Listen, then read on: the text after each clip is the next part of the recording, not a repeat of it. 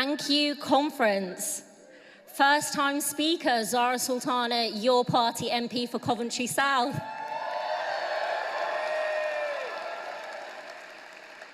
Thank you for being here in sunny Liverpool today, and it gives me extra pleasure in saying that as a Liverpool fan, and as always, you'll never walk alone.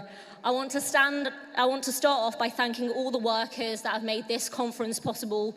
I want to extend my solidarity to PCS Union and the tape workers on strike. You have our solidarity.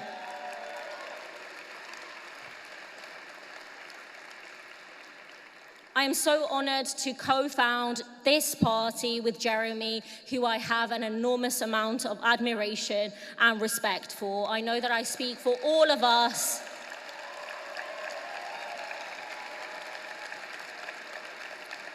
I know that I speak for all of us when I say he gave us hope when he became leader of the Labour Party, but now we are building something new, your party, with more than 55,000 members.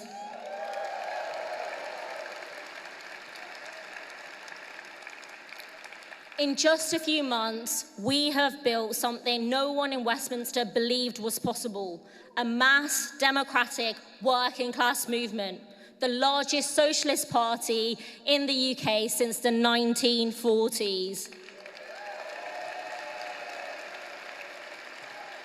And this, our inaugural conference, is historic. More than 2,000 delegates in this hall, with thousands more watching online and voting. And today we will finalise the structures of a party that belongs to its members, not to MPs, not to donors, not to nameless, faceless, unelected bureaucrats, but you, its members.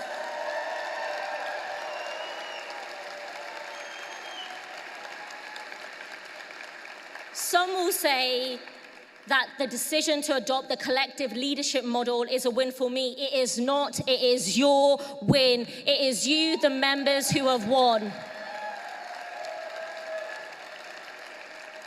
But you need to deliver that win. So if you're watching at home, take out your phone. If you're in this hall, vote yes to the Constitution as amended.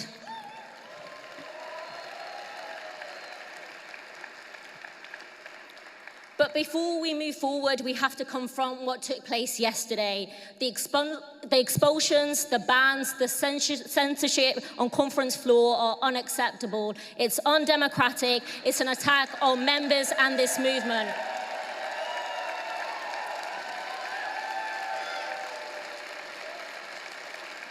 And those decisions were made at the top, not by you. Many of those people expelled found out only after they had arrived in Liverpool. People who had travelled across the country, took time off work, booked hotels, spent hundreds of pounds that they could not easily spare, discovered at the door that they had been barred. And the shocking sight of a Muslim woman being manhandled and dragged out of conference is something that should shame any party that claims to stand for equality and justice.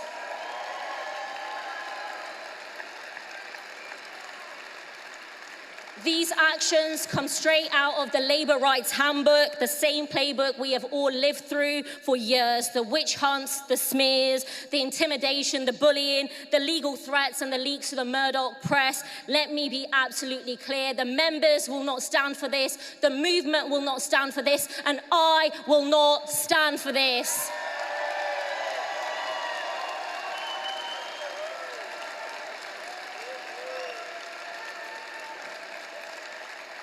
I did not leave the Labour Party, you did not leave the Labour Party to create another Labour Party.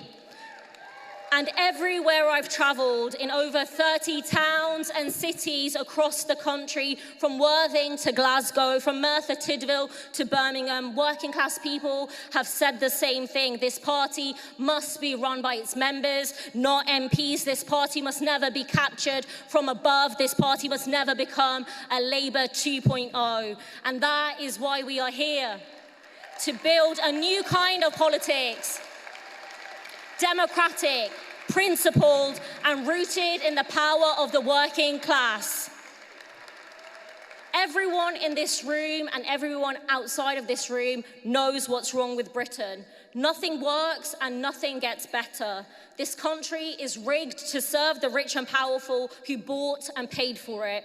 And we plan on beating them before they lead us into fascism to protect their own wealth and power.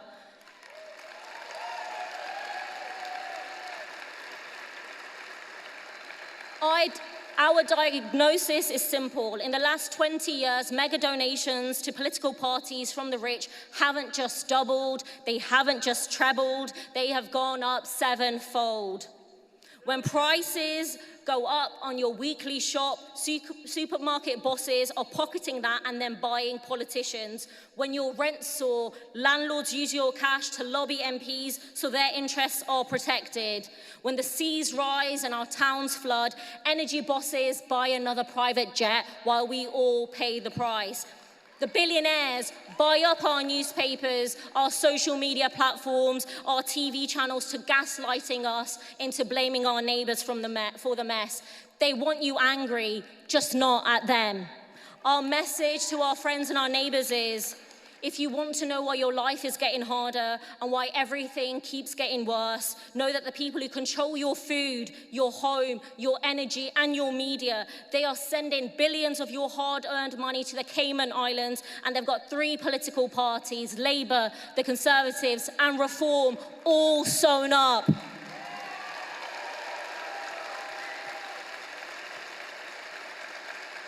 So you work harder, for longer, for less. While politicians take money from poor kids and pensioners, everything gets difficult, so offshore bank accounts get fatter. The only thing that none of these old parties will ever say that there is enough room for everyone in this country, except for the rentiers who own Britain and charge us just for living in it. They are the real parasites, and it's about time they got taken on and taken down.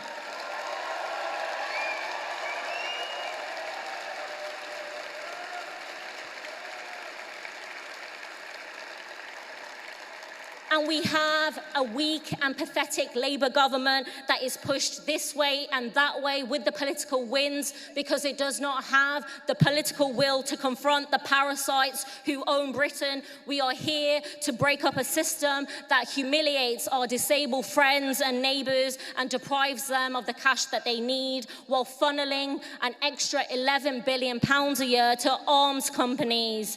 That's right. Keir Starmer wants an extra £11 billion on defence every year, and all the old parties back it. £350 of our money every second on war.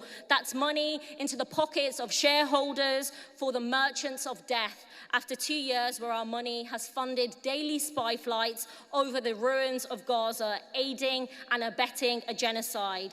This is a Labour government happy to oppress people abroad and at home. This isn't a coincidence. The politicians who attack the disabled in Liverpool and demonize the desperate arriving on small boats, they are the same people who blow up our world with war, occupation, and genocide. But we know that the real enemy of the working class travels by private jet, not migrant dinghy.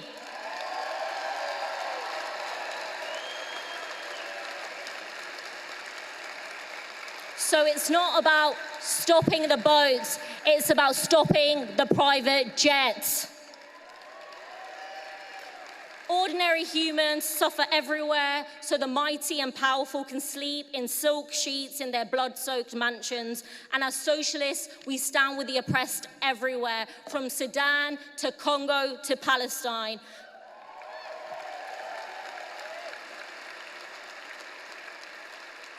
And let me say this loudly and proudly, I am an anti-Zionist, and if we fight for it, your party will be an anti-Zionist party.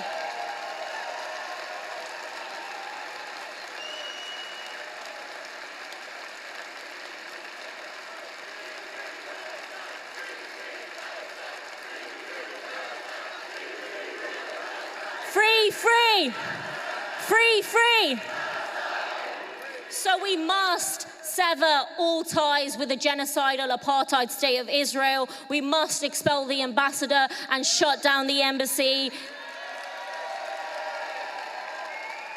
And stand with the Palestinian people until every inch of their land is free, from the river to the sea, a single democratic state with equal rights for all. And we must ensure there is a day of reckoning for those who have enabled genocide. Keir Starmer, David Lammy, Shabana Mahmood, and all responsible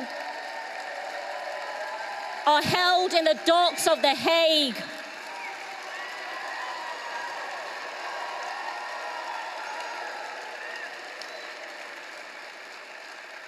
And as a movement, we care so deeply about Palestine, in part because we know that the starvation and annihilation of a people in distant lands shows what our political class would do to us if they thought they could get away with it.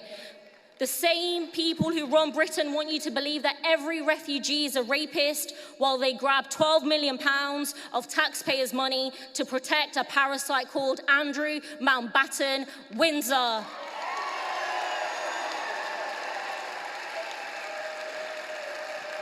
Andrew Mountbatten-Windsor, who has never seen the inside of a cell or a courtroom, because what matters to the rulers of Britain is not the safety of women and girls, it's the peace and pleasure of the powerful. What a sick society we live in, where our political and media class bend over backwards for the royal family, including Prince Andrew, close friends with notorious paedophile Jeffrey Epstein. That's our money that provided him housing. That's our money that defended him in court. That's our money that put food on his table. Well, not anymore. We shouldn't just abolish Andrew's titles. We should abolish the monarchy itself.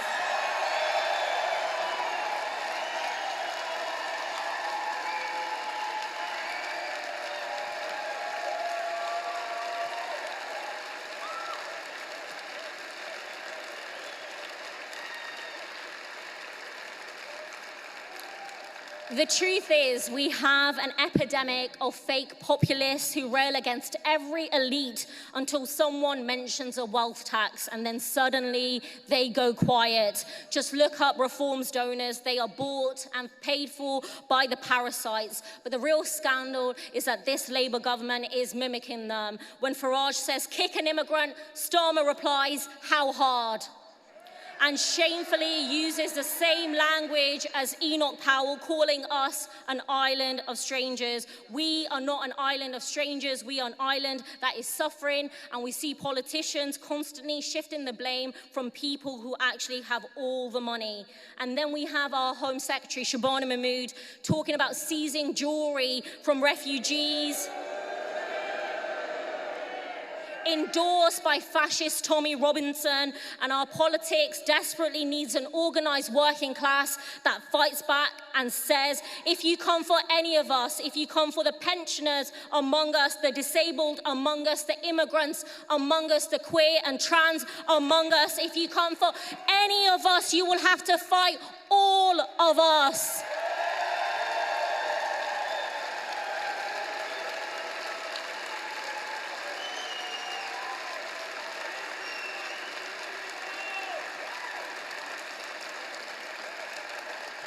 And a politics that does not center the most marginalized isn't worthy of the name socialism.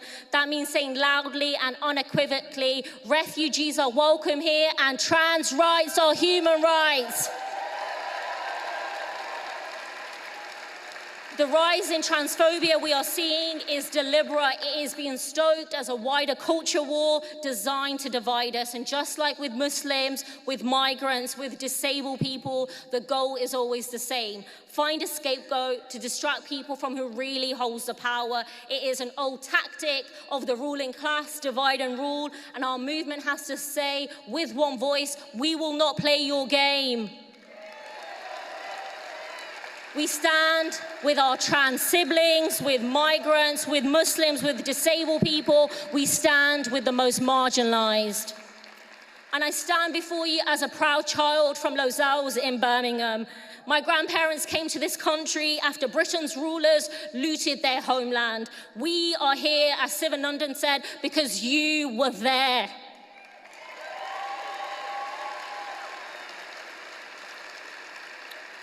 I grew up being told by politicians and police officers that my neighborhood was suspicious or worthless because we committed 2 offenses as soon as we were born. We were Muslim and we were working class, and I will never apologize for either.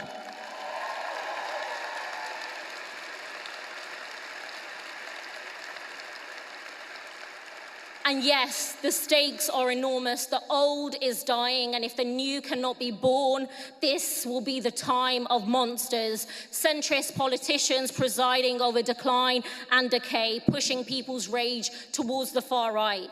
But from New York, in the very heart of empire, a new politics emerges. Zarah Mamdani, unapologetically socialist, unapologetically Muslim, unapologetically immigrant, built a campaign that proved what is possible when the working class unites people who look different, pray differently, and love differently, but all want a life of dignity where people and planet thrive.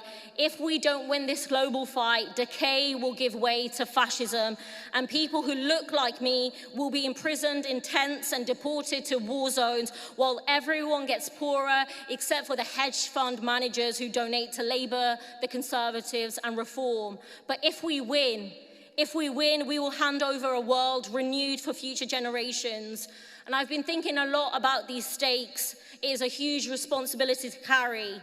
And you may have noticed that the process of starting up this party has had some hiccups.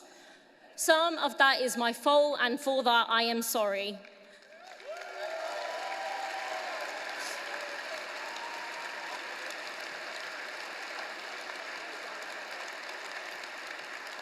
But I want you to know that my aim from the very start has been to ensure that this party is led by you, the members, and not MPs.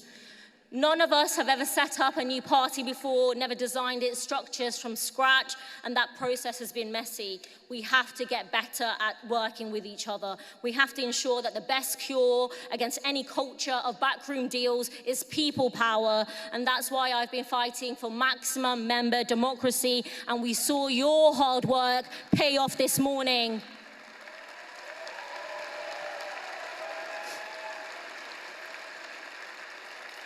I know that I speak for many when I say I don't want a party of witch hunts and stitch-ups. I want to work with every socialist in a spirit of comradeship and equality, and I want the working class to control this party, as one day they should control the country.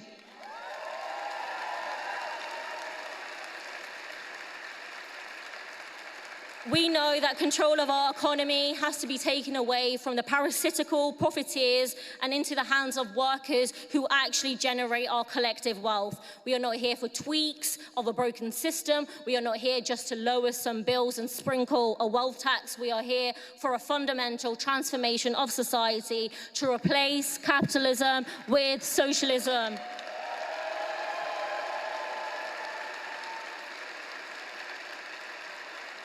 That means democracy in every workplace, every community, every corner of life. So yes, we will reverse the failed experiments of Thatcherism by taking water, energy, our railways, transport, and communications back into public ownership. But that cannot be the limit of our ambition. We must seek new horizons, the banking industry, food production, construction, and so much more.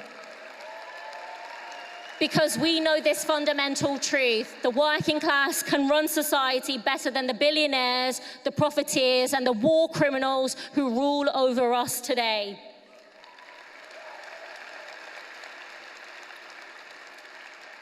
People used to say that a week was a long time in politics. These days, it feels like everything can change in an hour or a day.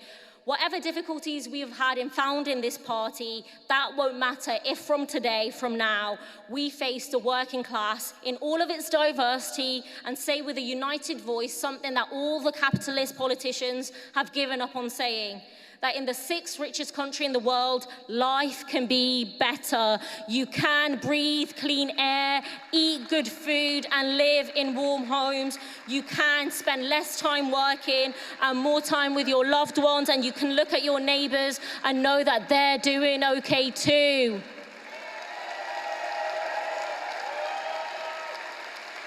Unless they happen to be billionaires, of course.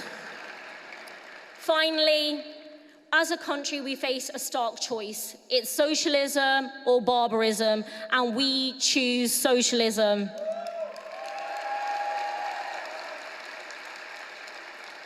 And I will leave you with one of my favorite quotes, and I've used this at every event I've spoken at.